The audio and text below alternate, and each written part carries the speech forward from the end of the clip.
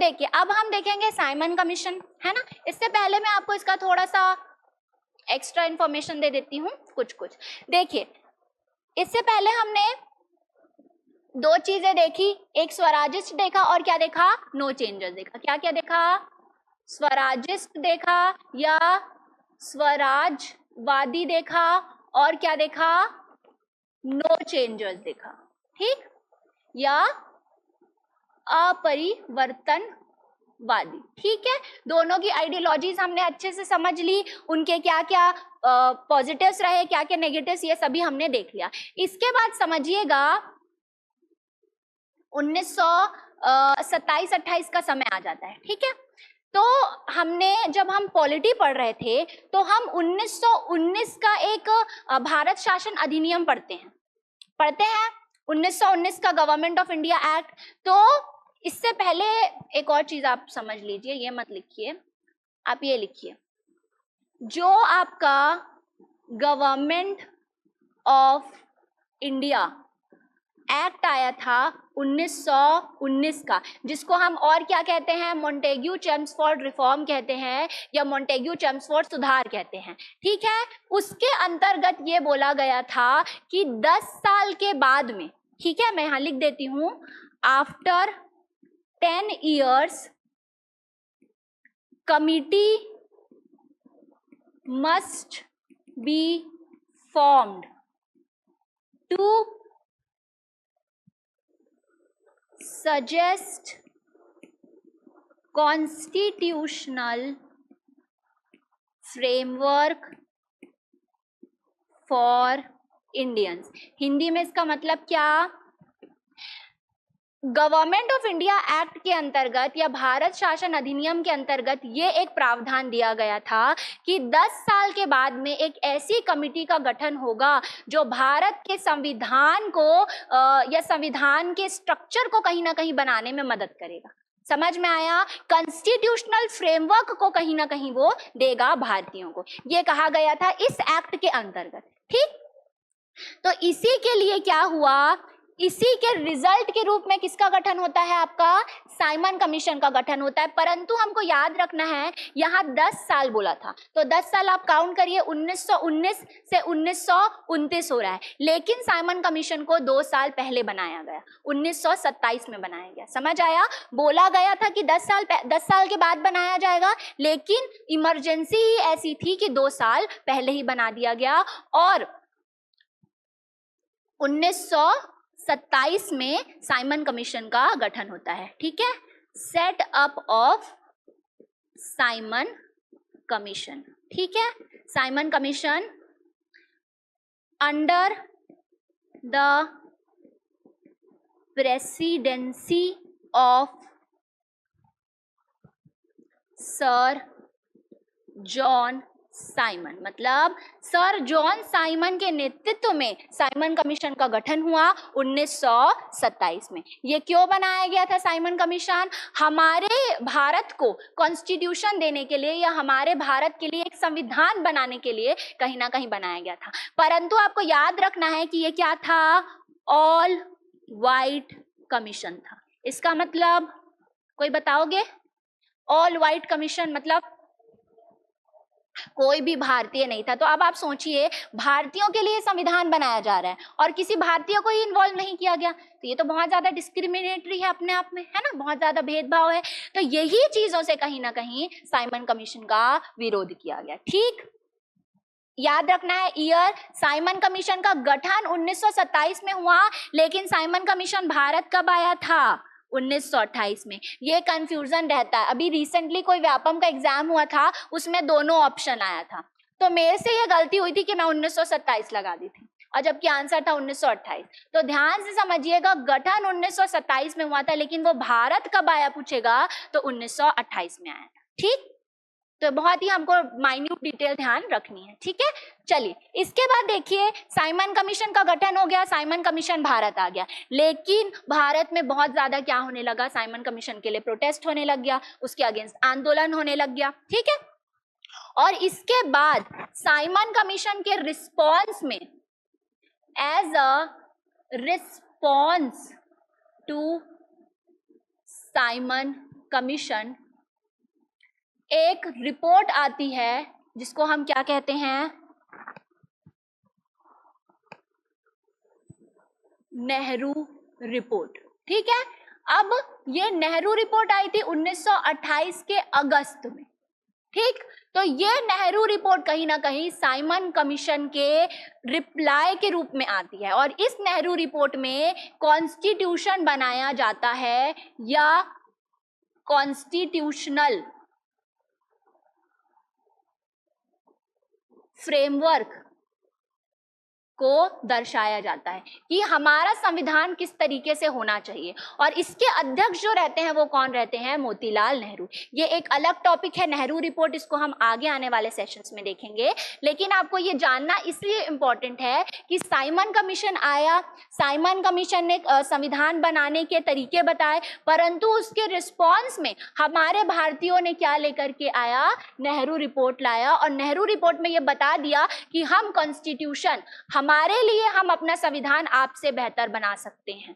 समझ में आया? तो साइमन कमीशन में संविधान बनाया गया था, लेकिन उसको सिरे से हर किसी सेक्शन ऑफ पीपल ने क्या कर दिया, उसको खारिज कर दिया। और उसके रिस्पॉन्स में नेहरू रिपोर्ट आया 1928 में, और नेहरू रिपोर्ट में एक कॉन्स्टिट्यूशन का ढांचा कहीं ना कहीं दिखाया गया और ये बता दिया गया अंग्रेजों को कि हम आपसे बेहतर अपना संविधान बना सकते हैं। ठीक, तो इसी को ही हम अब डिटेल में पढ़ेंगे कि साइमन कमीशन क्या था, साइमन कमीशन के मुख्य उद्देश्य क्या थे। ओवरऑल आपको जिस्ट ये समझना है कि गवर्नमेंट ऑफ इंडिया एक्ट आया था, भारत शासन अधिनियम 1919 का, जिसके अंतर्गत बोला गया था कि 10 साल के अंतर्गत हम एक कमेटी का गठन करेंगे, जो कमेटी हमको संविधान बनाने में मदद करेगी। और उसके अंतर्गत 1927 में साइमन कमीशन का गठन होता है और साइमन कमीशन कहीं ना कहीं संविधान बनाने में मदद करती है। और ये पूरी सातों के साथ जो है वो व्हाइट मेंबर के कमीशन होते हैं या अंग्रेज होते हैं, इसमें कोई भी भारतीयों का इन्वॉल्वमेंट नहीं रहता।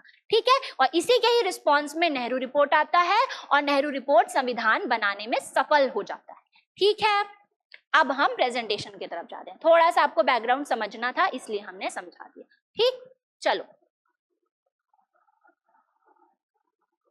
देखिए, जल्दी जल्दी हम देख लेंगे, इजी टॉपिक है, ज्यादा कुछ हमको याद करने वाला चीज इसमें नहीं है। ठीक है, जो जो होगा वो मैं आपको बता दूंगी। देखिए,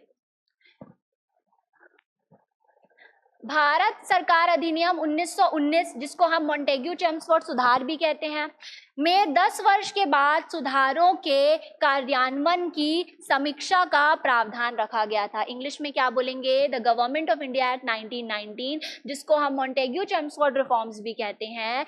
it had a provision for reviewing the working of the reforms after 10 year. तो रिव्यू के लिए एक कमिटी का गठन करने की बात करी गई थी गवर्नमेंट ऑफ इंडिया एक्ट के अंतर्गत। ठीक है, ब्रिटिश सरकार ने 2 वर्ष पहले ही 1927 में एक वैधानिक आयोग नियुक्त करने का निर्णय लिया। मतलब एक स्टैच्यूटरी, वैधानिक का मतलब यहाँ लिखा होगा कहीं पे, स्टैच्यूटरी कमीशन बनाने की यहाँ पर बात करी, जो एक्ट के द्वारा बनाई जाती है। स्टैच्यूटरी बॉडी समझते हैं, वैधानिक आयोग मतलब जो किसी नियम या किसी एक्ट के द्वारा बनाई जाती है। तो साइमन कमीशन क्या था, एक वैधानिक जो है वो आयोग था। ठीक है, तो ये 1927 में बनाई गई। ठीक है, ये आप देख सकते हैं गवर्नमेंट ऑफ इंडिया एक्ट 1919, जिसको हम मॉन्टेग्यू चेम्सफोर्ड रिफॉर्म्स भी कहते हैं। अच्छा, ये कौन थे, हमारे मॉन्टेग्यू थे जो सेक्रेटरी ऑफ स्टेट थे, और ये कौन थे, चेम्सफोर्ड थे जो क्या थे, वाइसरॉय थे। ठीक है, समझ आया इतना?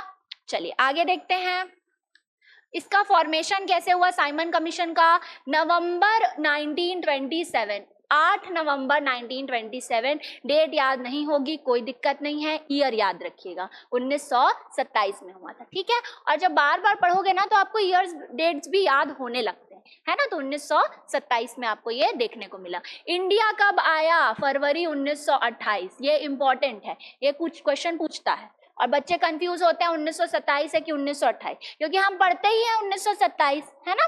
तो इंडिया कब आया, वो 1928 में आया। इसका ऑफिशियल नेम क्या था, इंडियन स्टैच्यूटरी कमीशन, भारतीय वैदिक इसको हम क्या बोलेंगे, विधायी समिति, जिसको हम विधायी समिति के रूप में इसको कहेंगे। इसके चेयरमैन कौन थे, सर जॉन साइमन इसके चेयरमैन थे, और इन्हीं के ही नाम पर जो है वो साइमन कमीशन पढ़ा था। कितने मेंबर थे, 7 मेंबर थे।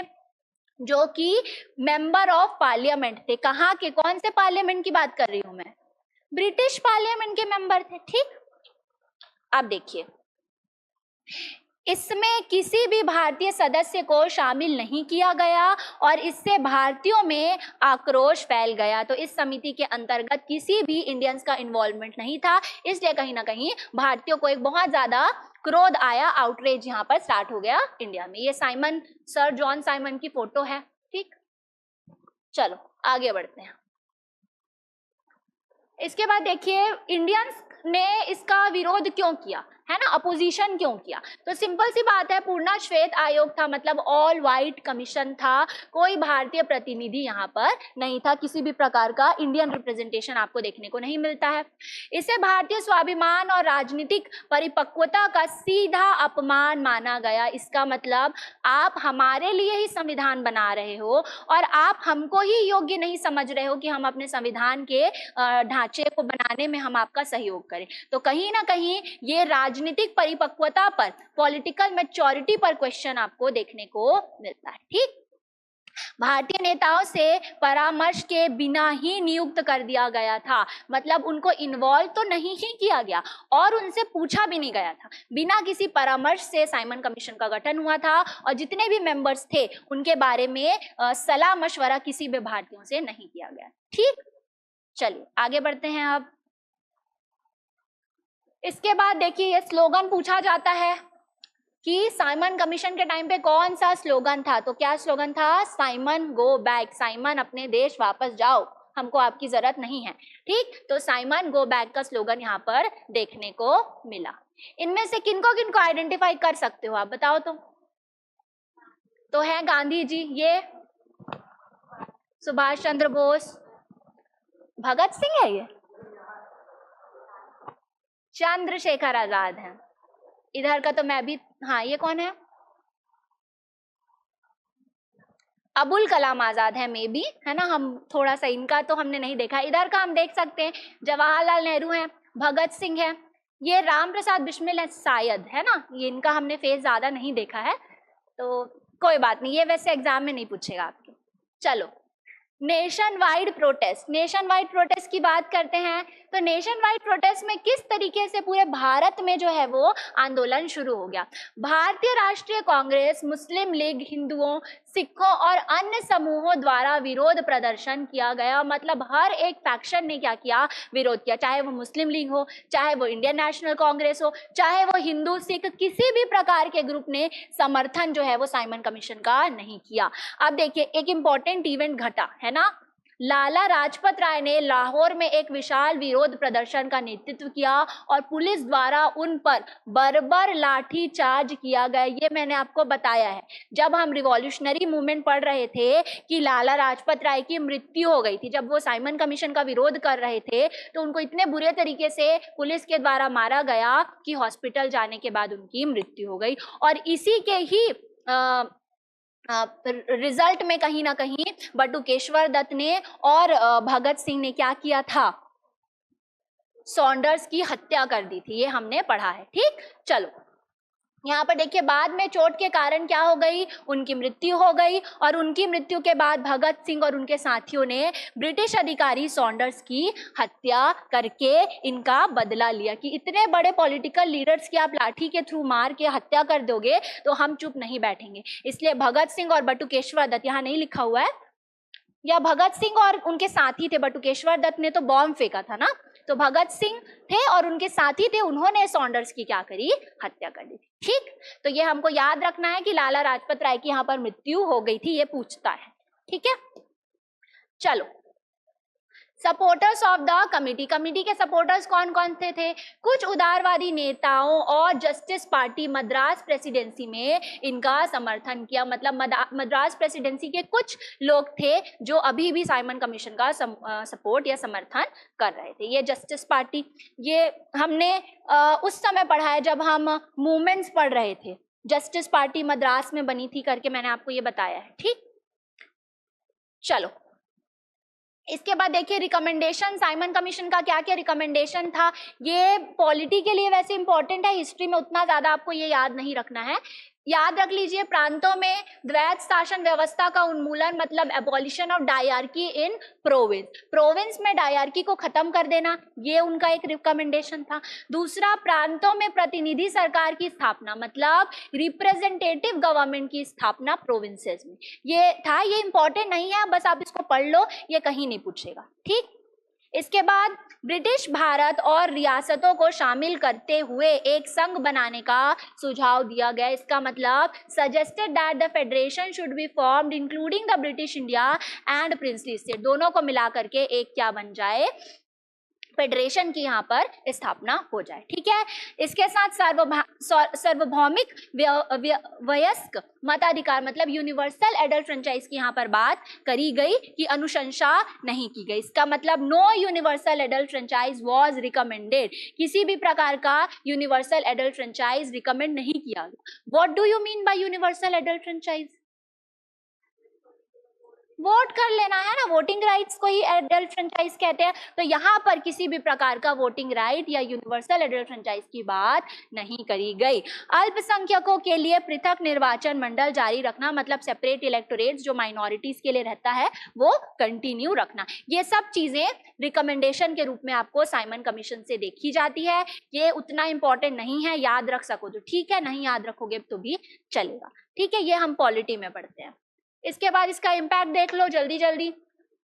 ब्रिटिश नीतियों के विरोध में भारतीय एकता, कहीं ना कहीं इंडियन यूनिटी आपको देखने को मिली। इसका इम्पैक्ट, ब्रिटिश प्रस्तावों के भारतीय विकल्प के रूप में नेहरू रिपोर्ट आए। मैंने आपको बताया है कि नेहरू रिपोर्ट का गठन किया गया था 1928 के निर्माण का मार्ग प्रस्तुत हुआ। इसका मतलब led to the formulation of Nehru report as an Indian alternative to British proposal, मतलब ब्रिटिश प्रपोजल के रिस्पॉन्स में कहीं ना कहीं नेहरू रिपोर्ट को लाया गया और ये बताया गया कि हम अपना संविधान आपसे बेहतर बना सकते हैं, ठीक है। गोलमेज सम्मेलनों और अंततः भारत सरकार अधिनियम 1935 के लिए मंच तैयार किया गया, मतलब जो set the stage for the round table conference and ultimately the government of India Act 1935। तो इसका इम्पैक्ट क्या रहा कि गोलमेज सम्मेलन कहीं ना कहीं से प्रेरित था। जो राउंड टेबल कॉन्फ्रेंस हम पढ़ेंगे, 3 राउंड टेबल कॉन्फ्रेंस हुए थे, वो सब कहीं ना कहीं उसका एक स्टेज यहाँ पर आपको सेट होता हुआ नजर आता है, ठीक।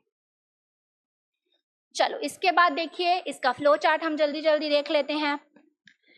फ्लो चार्ट और समरी देखिए, गवर्नमेंट ऑफ इंडिया एक्ट आया था, गवर्नमेंट ऑफ इंडिया एक्ट आया था 1919 का, ठीक। प्रोमिसेस तो रिव्यू इन 10 ईयर, 10 साल में हम क्या करेंगे, रिव्यू करेंगे, उसको फिर से देखेंगे और कोई सुधार होगा तो हम वो करेंगे। इसके बाद क्या हुआ, British form the Simon commission इन 1927, 1927 के नवंबर में, कौन से नवंबर को, 8 नवंबर को साइमन कमीशन का गठन होता है। और क्या थे वो, सभी के सभी ब्रिटिशर्स थे और कोई भी भारतीय उसमें शामिल नहीं था। भारत कब आता है साइमन कमीशन, फरवरी 1928 में वो भारत आता है। इसके बाद क्या हुआ, मैसिव प्रोटेस्ट आपको देखने को मिलेगा, पूरे के पूरे हर प्रकार के लोगों ने क्या किया, साइमन कमीशन का विरोध किया और एक स्लोगन दिया गया, साइमन गो बैक। इससे क्या हुआ, लाला लाजपत राय जी की डेथ हो गई प्रोटेस्ट के समय में, कहां पर, लाहौर में उनकी डेथ हो गई और भगत सिंह ने इसका बदला लिया। यहाँ लिखा भी हुआ है, Bhagat Singh avenges with the Saunders killing, मतलब सॉन्डर्स की हत्या कर दी गई थी। अब ये सॉन्डर्स कौन थे, पुलिस इंचार्ज थे, जिन्होंने ऑर्डर दिया था ना कि आप लाठी चार्ज करिए, तो ये सॉन्डर्स वही थे, पुलिस इंचार्ज से, इसलिए इन्हीं का ही हत्या किया गया, ठीक है। ये क्वेश्चन आपको पूछना चाहिए कि सॉन्डर्स को ही क्यों मारा गया, है ना, साइमन को क्यों नहीं मारा गया। तो सॉन्डर्स जो थे वो लाठी चार्ज कर रहे थे, ठीक है। चलिए, कमीशन सबमिट्स रिपोर्ट इन 1930, तो कमीशन ने कब अपना रिपोर्ट सबमिट किया, 1930 में किया। और उसके बाद 3 राउंड टेबल कॉन्फ्रेंस हुए इसी को ही देखने के लिए, 3 गोलमेज सम्मेलन हुए जो साइमन कमीशन को देखने के लिए हुए थे, वो हम आगे पढ़ेंगे, ठीक है। अब देखिए, रिकमेंडेशन रिजेक्टेड बाय इंडियंस, मतलब भारतीयों के द्वारा जितने भी रिकमेंडेशंस हमने अभी पिछले स्लाइड में पढ़े, वो रिकमेंडेशन दी गई थी और सभी भारतीयों ने उसको क्या कर दिया, रिजेक्ट कर दिया। इसके बाद देखिए, triggered Nehru report and demand for पूर्ण स्वराज, डिमांड फॉर पूर्ण स्वराज मतलब कंप्लीट इंडिपेंडेंस, ठीक, कंप्लीट इंडिपेंडेंस। इंडिपेंडेंस, पूर्ण स्वराज का यहाँ पर डिमांड 1929 में हुआ था। ठीक है, तो ये फ्लो चार्ट आपको साइमन कमीशन का देखने को मिलता है। अल्टीमेटली 1929 में हमने पूर्ण स्वराज की डिमांड करी लाहौर के सेशन में। आगे आने वाले लेक्चर्स में हम देखेंगे नेहरू रिपोर्ट क्या था, इसके बाद राउंड टेबल कॉन्फ्रेंस हम देखेंगे, 1930 के 3 राउंड टेबल कॉन्फ्रेंस हुए थे, और फिर फाइनली हम सविनय अवज्ञा आंदोलन को देखेंगे कि उसके 2 चरण क्या हुए। 2 घटनाएं होती हैं, एक नेहरू रिपोर्ट का गठन होता है और दूसरा लाला लाजपत राय की मृत्यु होती है, जिसका बदला किसने लिया, भगत सिंह ने लिया। और अल्टीमेटली 1929 में हम पूर्ण स्वराज की मांग करते हैं या कंप्लीट इंडिपेंडेंस की मांग करते हैं, और उसके बाद सविनय अवज्ञा आंदोलन शुरू हो जाता है। सबमिट किया गया, देखिए समझिएगा, गठन हुआ 1927 में, भारत वो आया कब, 1928 में। अब ऐसा तो नहीं है कि वो आ करके तुरंत अपनी रिपोर्ट्स को जो है वो बनाएगा और सबमिट करेगा, नहीं, वो रिपोर्ट बनाने के लिए 1928 में आया। उन्होंने भारत के सब परिप्रेक्ष्य को समझा कि क्या चीजें होनी चाहिए, क्या चीजें नहीं होनी चाहिए, इसमें उनको 2 साल लगा और 1930 में उन्होंने अपना रिपोर्ट सबमिट किया। जैसे हम देखते हैं इंडिया में भी बहुत सारे कमिटीज का गठन होता है, लेकिन 4 साल 5 साल के बाद वो अपने रिपोर्ट्स को सबमिट करते हैं, वो सेम चीज यहाँ पर है।